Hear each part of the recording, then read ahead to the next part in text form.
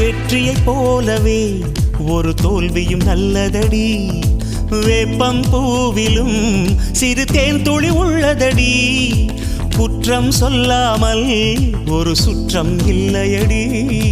இளையும் புன்னகையால் நீ இருட்டுக்கு வெள்ளையடி. தவறுகள் பண்ணி பண்ணி திருந்திய பிறகுதான் நாகரிகம் பிறந்ததடி. தவறுகள் குற்றமல்ல, சரிவுகள் வீழ்ச்சியல்ல, பாடம்படி பவள கொடி.